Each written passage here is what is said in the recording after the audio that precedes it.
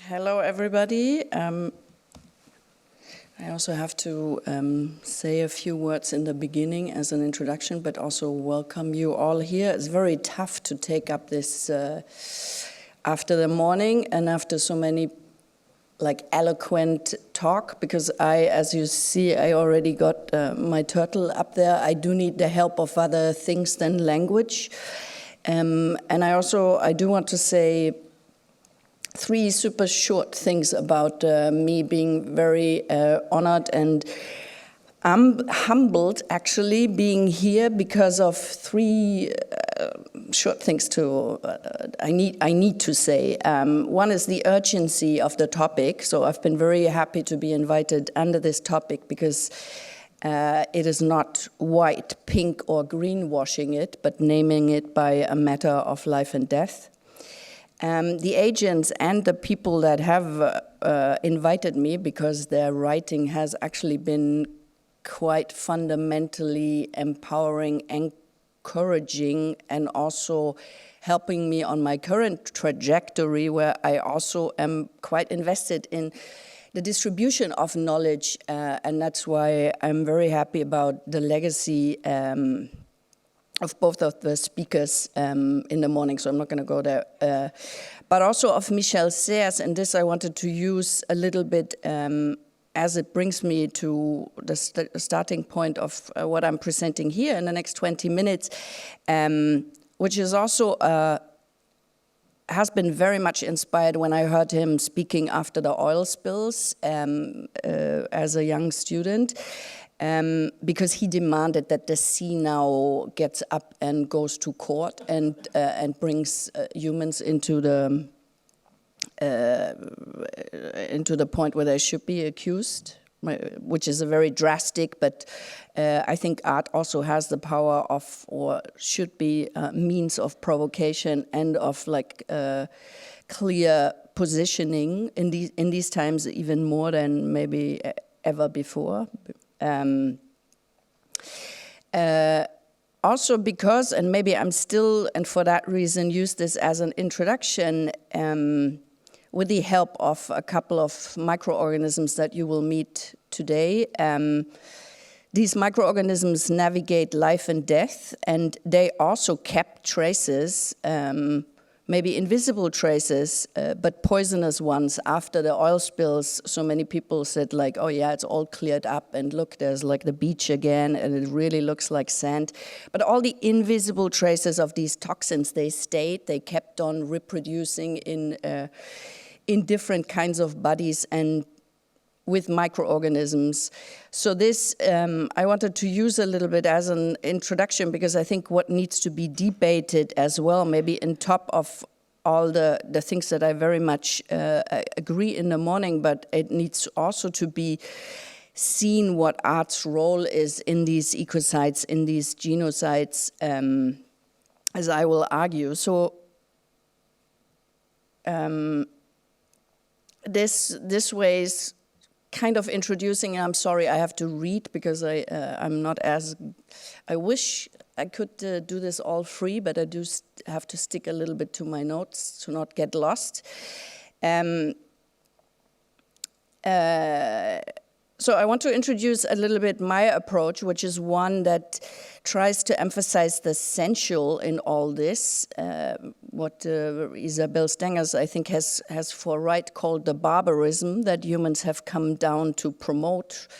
And it's interesting how much feminist science fiction has predicted this, and also Afro-pessimism, for example, has actually analyzed these dynamics. And I think as an artist, we have to delve into these dynamics. It's not the point of indexicaling or pointing them out. It's we really have to dig deeper and look in what is actually happening.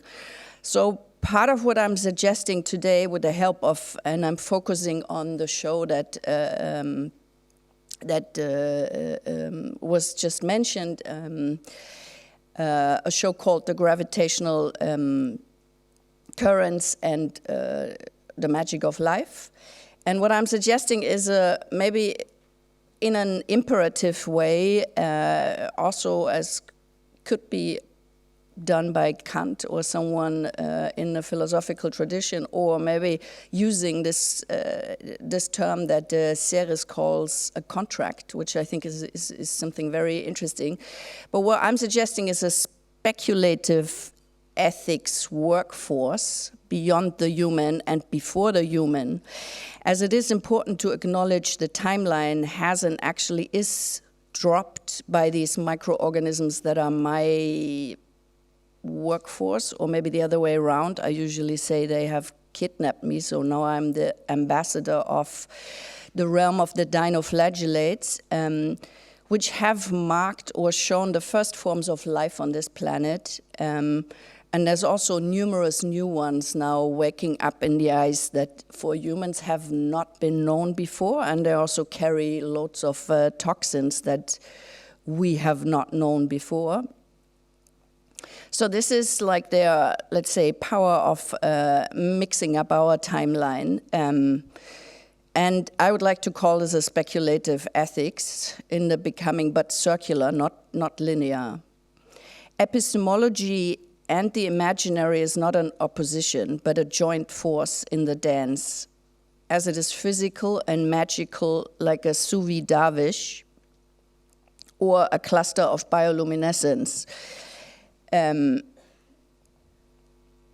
the sea, faster than any touchscreen and more sensible than most of what you ever encountered in your human life. And this scenario is directed and composed by single-cell organisms, without even having a brain. And one can argue in some states the dinoflagellates cannot even be ascribed a life.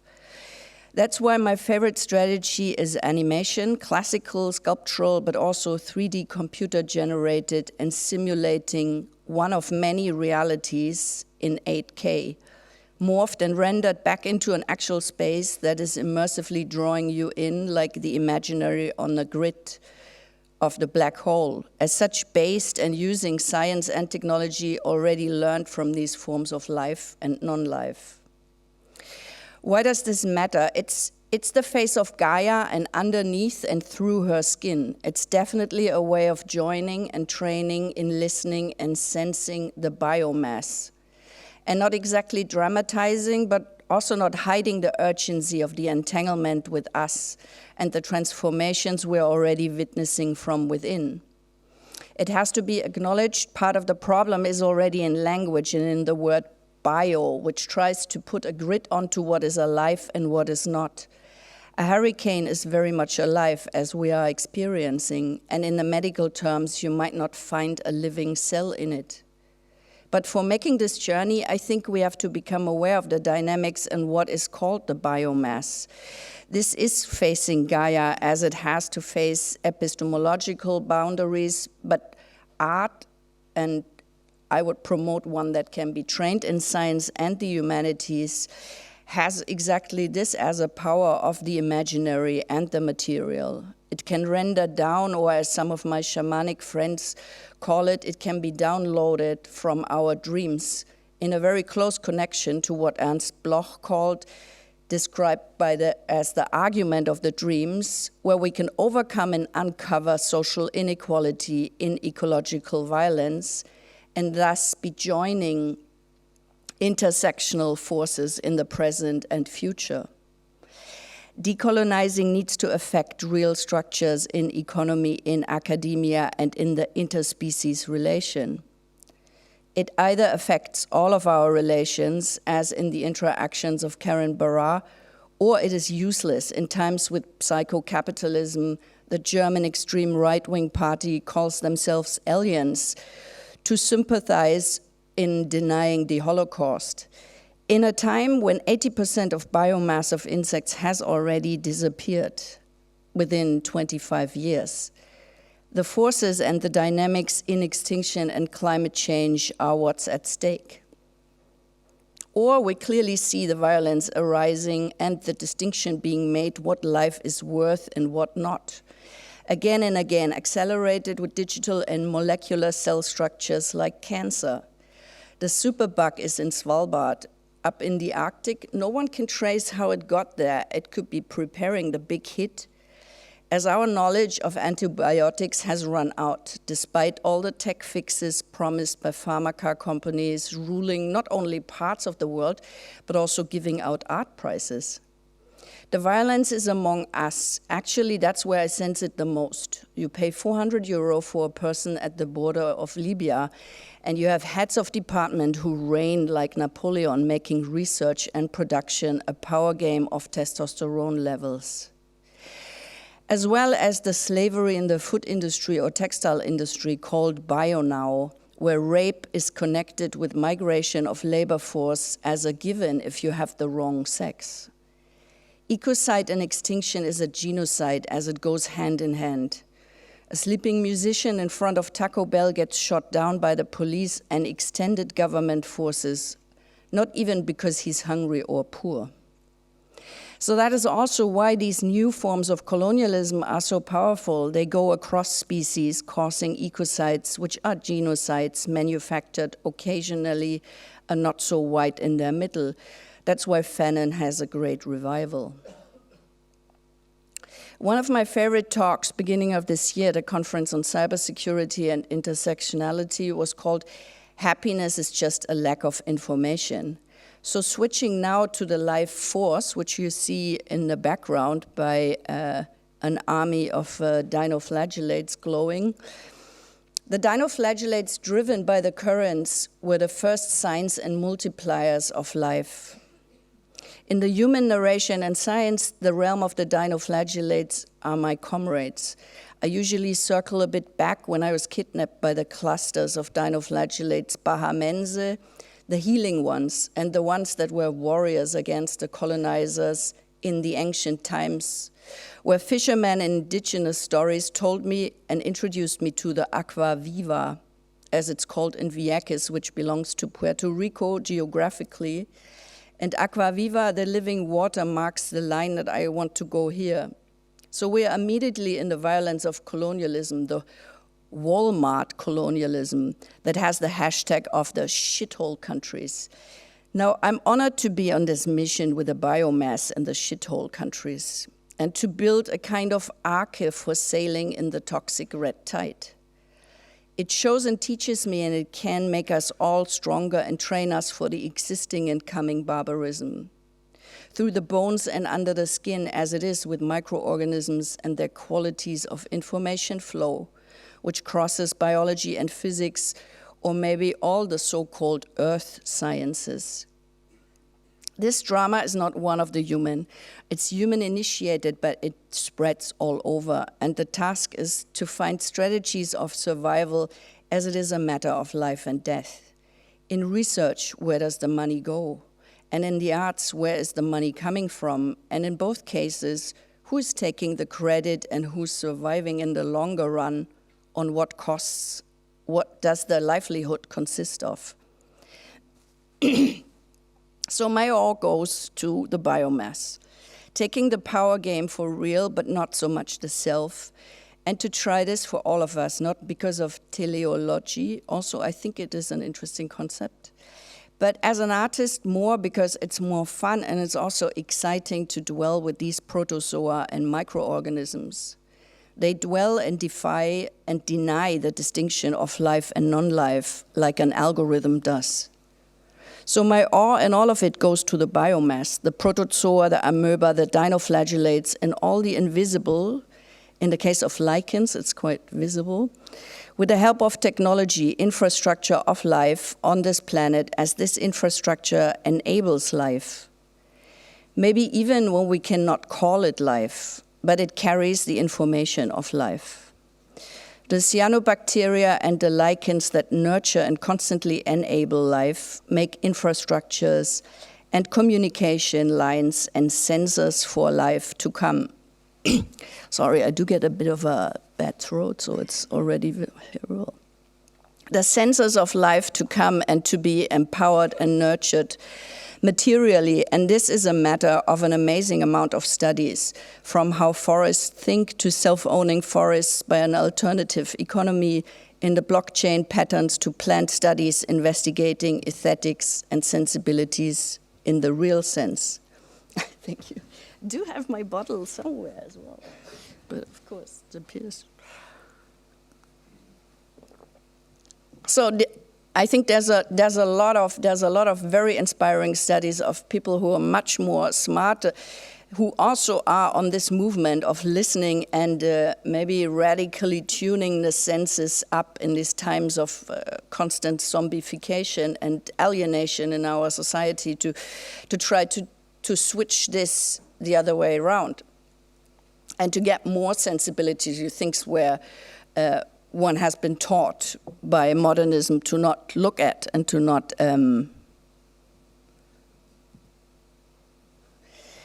So rhizome-like, we are drifting with the currents and focus on water monitoring as a citizen science with a network of digital commons activists and environmentalists.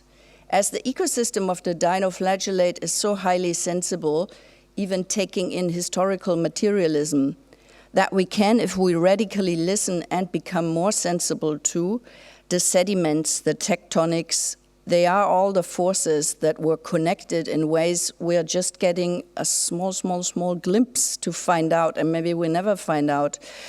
But part of that, I think, is interesting to look into much more than the testosterone games. For example, learning to listen to creatures that you can actually not listen to with the help of hydrophones or technology that is also DIY technology, is not all the super expensive technology. I lost a little bit track, but I'm coming back. It's butchery to what most humans do in comparison to this. Hiding even in decolonizing practices and the blue economy of squeezing out the juice of life from Gaia, which is in a way based on a division on what is life and what not. The dinoflagellates and a lot of biomass actually don't allow this distinction to be made as they flow in between.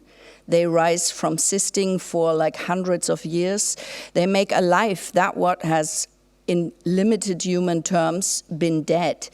Or they give the currents and the deep, or given the currents and the deep sea, there's tons of life we don't have a tiny clue about, and we're already capitalizing on it. This, I would argue, is the magic of life, and it's beyond human, as we're still trying with gene sequencing and gene manipulation to hunt after life. Maybe a first step is to really sense it again and to tune in what that value actually is. As suggested by many scientists, a life measurement instrument as a joint tool of biology and physics. Being an ambassador of the algae realm, this sounds very interesting to me, and I'd like to follow on building this infrastructure because it's an empowering infrastructure, and you can immerse in these networks and counterpoints to language, but only if you accept its material and immaterial complete otherness, as we try to show in the gravitational currents and the life magic, which was a series of works rendered and produced with the help of and in the amazing spaces of Empty Gallery in the Grond Marine Center in Hong Kong. That's where the fish market and the setting of the film Blade Runner is happening, but it's also ashore and in the close distance to the Lama Island, a holy site and hosting several turtle protection beaches, as well as some of the area's indigenous communities which still rely on fishing by existence. So welcome to the algae empire. We are starting an exercise in terraforming, and we practice ethics in agency and habitat through an interconnected livelihood, maybe what Povinelli calls the embankments, but in a fractal way, quoting another collaborator, Denise Ferreira da Silva, with quantum technology through our pores and symbiosis. A map of the driving forces, the currents, and the forces that tear this planet. They can also tear us down to the bottoms of the biomass, and we're staging a roundtable of the commons with very different data and agents. Some of them don't need a chair to be at the microphone, and we might as well be marveled by the shapes and the ways the interaction can spread, as already visible in the structures of information. In the end, it's not fantasy, as it's built on the nurturing parts of science and holds what Simone Weil has called the reality check. Thanks so much for the attention, but I'm going to start the algae opera now. It's about 8 minutes, and then... Oh, does it? No.